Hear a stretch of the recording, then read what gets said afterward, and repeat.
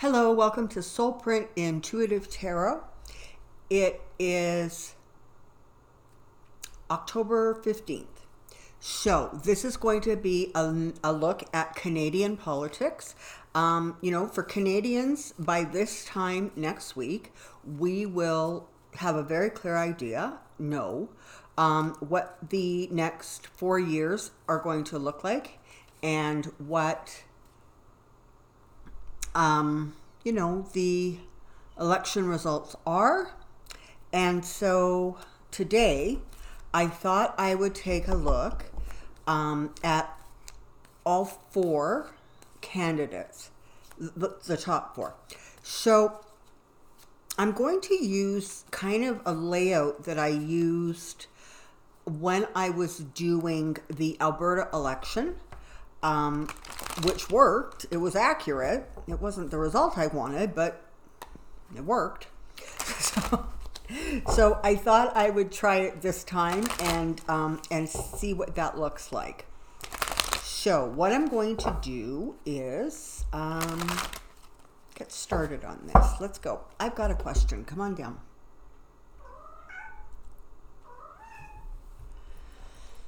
Okay, so a couple more shuffles, and in this shuffle we are looking at Trudeau versus Scheer. Trudeau versus Scheer. I'm going to do Trudeau here and Scheer here, and we'll see what we see.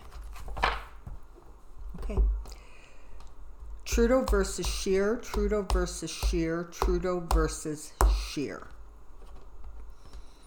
So I'm going to take one cut for Trudeau.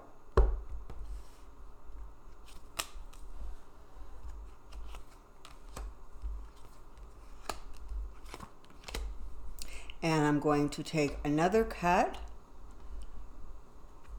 for Scheer.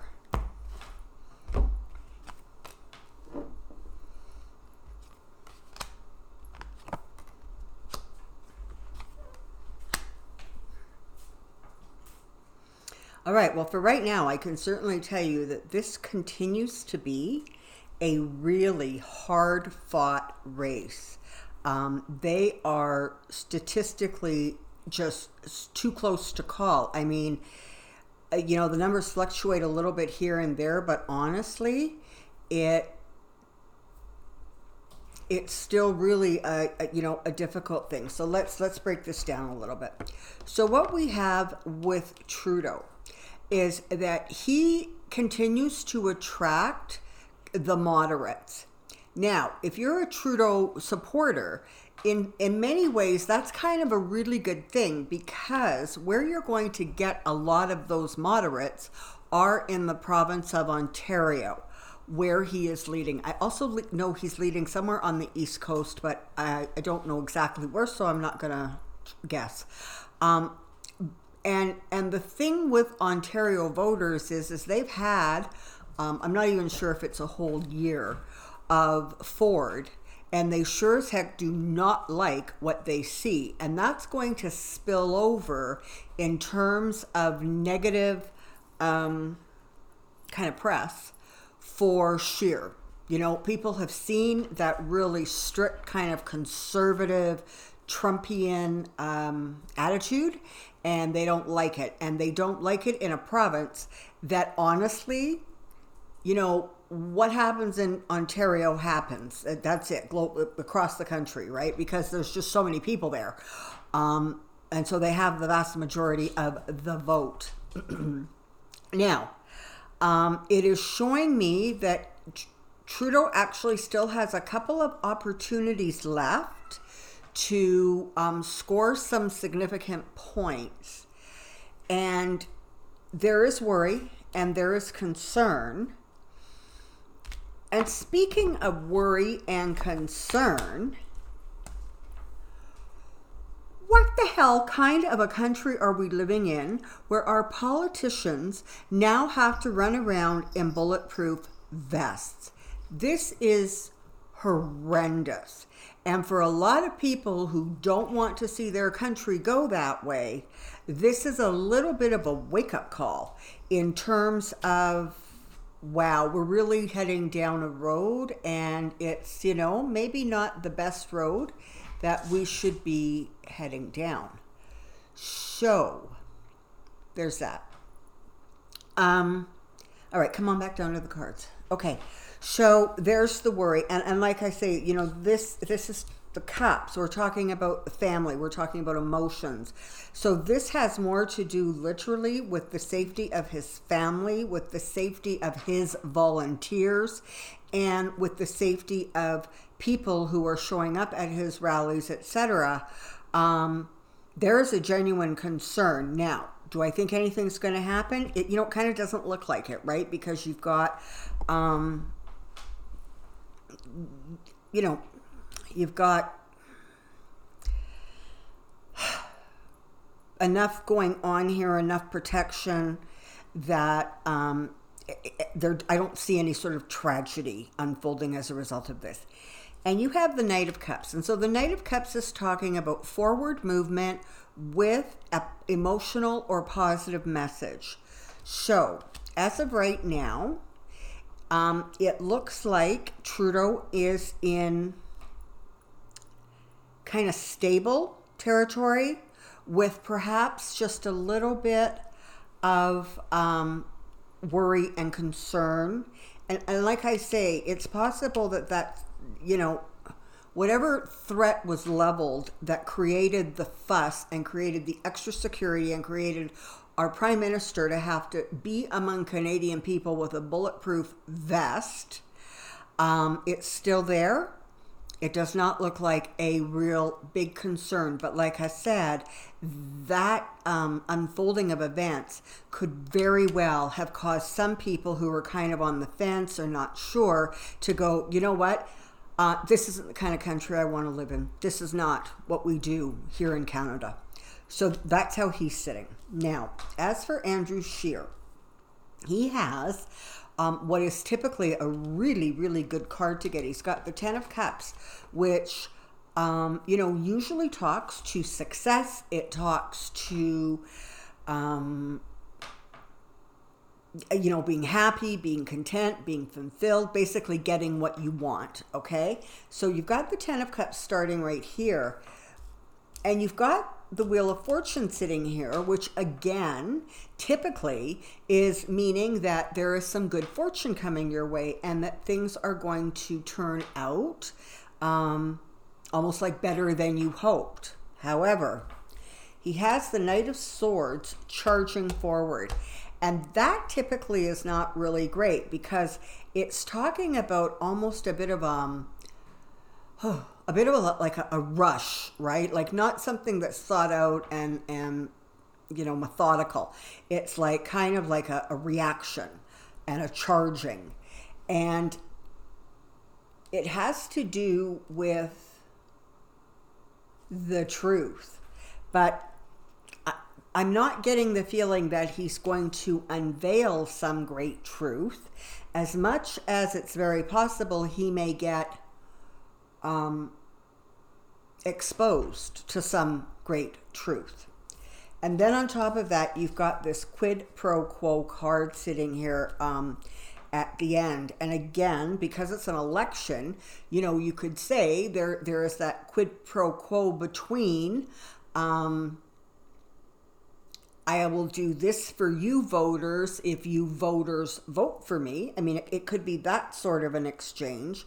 But given the fact that you've got this Knight of Swords sitting here, I'm really more inclined to say that something's going to come out that is not going to put him in actually a great light. Oh no. So you've got the Moon coming up. So that's definitely talking about secrets that are going to come out. Oops. And probably not serve his campaign very well. I don't know what that is, and I'm not saying these are definitive, but at this point, it looks definitely like Trudeau is in slightly more stable ground than Scheer is. It looks like there are going to be some upheavals coming into the Scheer campaign in the next, literally like 6 days, okay? So that's where those two sit. Now let's take a look at Singh and May. And this is interesting because they themselves are actually running really, really close to each other, right? I mean, their numbers are very close. May is behind the NDP. The NDP and Singh have had a bit of a surge. Frankly, Singh performed very, very well at the debates, and so that's putting him, frankly, in a good position. So I want to take a look at these two and see if it's still looking like one or the other of them is going to be part of forming a coalition government, because I have said right from the start that I believe that's what's going to happen. We are not going to have a clear majority. And the other thing that sort of bodes well, if you will, for the Liberals is that nobody wants to work with Andrew Scheer, right? Singh doesn't want to, the NDP don't want to. They are like philosophically opposed. And May doesn't want to, because she's convinced, and she's not wrong, that on some level they're going to do more harm to the environment than they're going to do good. Because again, their attitude is, sort of like commerce at all costs, right? Like, we got to do this, and oh well, if stuff gets killed or dies or polluted, we had to do this, and that's our justification. So she's not going to be too thrilled to create any sort of a coalition government with him. So I want to take a look to see who looks like that could be part of their future going forward. Okay, so we're going to look at Jasmine here and Singh here.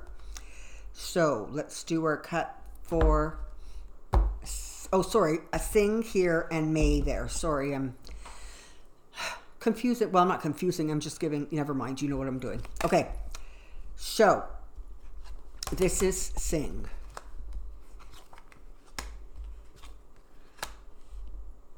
Okay, and I'm going to do a cut for May.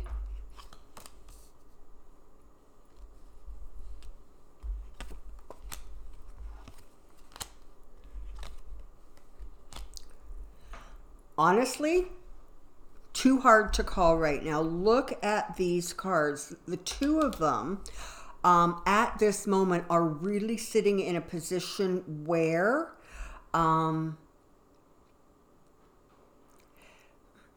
it's kind of like they've received almost, I want to say, as much momentum as they're going to. I mean, there might be a slight fluctuation in numbers, but it looks sort of as if they both kind of maxed out, if you will, the attention that they're going to get. Having said that, you have two queens showing up. You have Singh receiving the Queen of Wands, and May receiving the Queen of Cups. So this cup, this is showing that there are still some really good ideas out there, and women are liking what they are hearing, okay? So that's where he's garnering some of this new support. And again, I don't look at polls or statistics, so I can't actually tell you if that's accurate to what's happening. It's just energetically what I'm seeing and feeling. He also has, again, this 10 of Cups, which, as I just explained about Scheer, is a really good card. It means an accomplishment, success, getting where you want to go and being there. And you've got the Page of Cups, which typically talks about, kind of like good news coming, news that makes you emotionally happy coming. So that's how he's sitting. And May, again, same sort of thing. She sort of got her platform.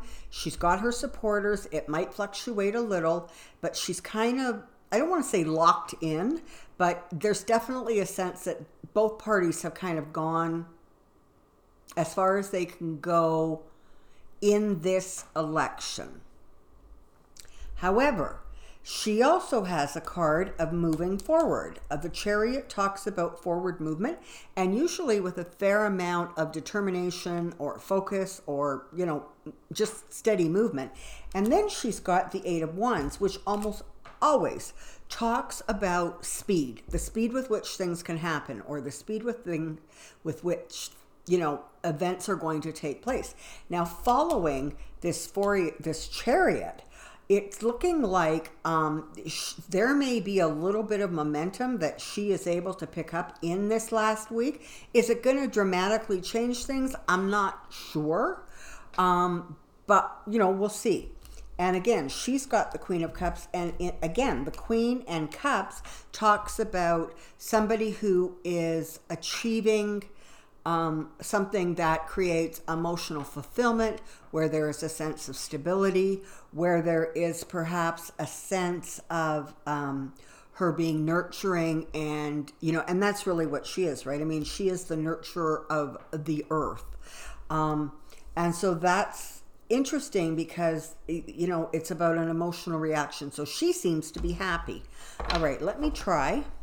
I'm just going to do a quick shuffle and then 2 more cuts, and see if I can get anything remotely more definitive than that. Okay, so we're going to do Singh,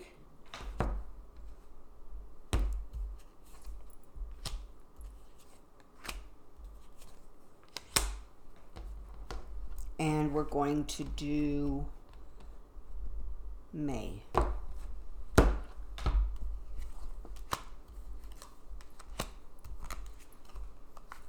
Well, I got to tell you, that didn't tell me a whole lot of anything. Okay, so again, you've got celebration. You've got, you know, strength in your messaging, strength in numbers. People see Singh as someone who is strong and committed and focused.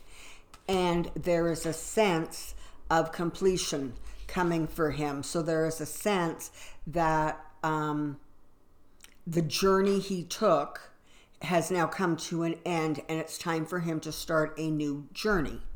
That's there. On this hand, you have May showing that she's juggling. She's trying to make things work. It's not even, and it's a constant sort of up and down that she's experiencing. Now, the Five of Pentacles very often talks about a feeling of being left out in the cold, a feeling of being pushed to the side, perhaps, you know, loss, not being valued. However, she's got the Star card sitting on top of her, and that typically means, you know, literally whatever it is you are wishing for, you are going to make happen. I have no definitive answer here.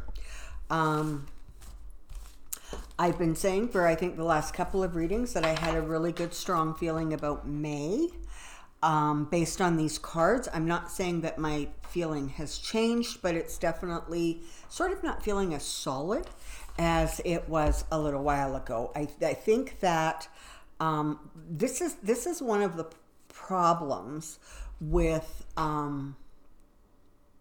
one issue candidates, is it doesn't matter what you ask them, everything goes back to their primary issue. And if you're really, really interested in that issue, then it kind of makes sense. If the issue that they're talking about is only one of the things that concern you, then you kind of get the feeling that there's almost like a lack of appreciation for the broader picture. Am I saying that's accurate? No. I'm just saying it's the energy field around it. So here we sit. This is what we know. We know that Trump and Scheer are running a tight race, although it looks like Trump is going to eke out the win. And it looks like Singh and May in some ways are really up in the air, which is kind of weird considering I just said that they both look kind of like they've maxed out their positions, but yet for some reason I'm not getting a definitive answer. So this is what I know for sure. I know that early voting has been up for 25%, so there is a significant amount of interest in the Canadian election, and people are anxious and wanting to vote. There's that. Second, I know that conscious Canadians, people who are actually concerned about the big picture, are very, very much aware of the fact that that sort of Trumpian attitude is taking hold, and a lot of people really, really don't like it. So we're going to hope that Ontario gets focused, gets their voters out, and honestly, turns this in favor of the Liberals if that's the kind of leadership you're wanting. If you're wanting conservative leadership, it looks like Scheer may very well be in for a bit of a bumpy road this week. Okay. I will probably be doing one more reading on this. I'm going to say it might be towards the end of this week, but I actually think it's actually going to be over the weekend. And we'll see if I can get any more clarity then. And until then, I hope all Canadians are recovering from their turkey overload and are getting focused on this election and are ready to vote come Monday. So until the next time I see you, do take care, be well, and I'll see you really soon. Bye.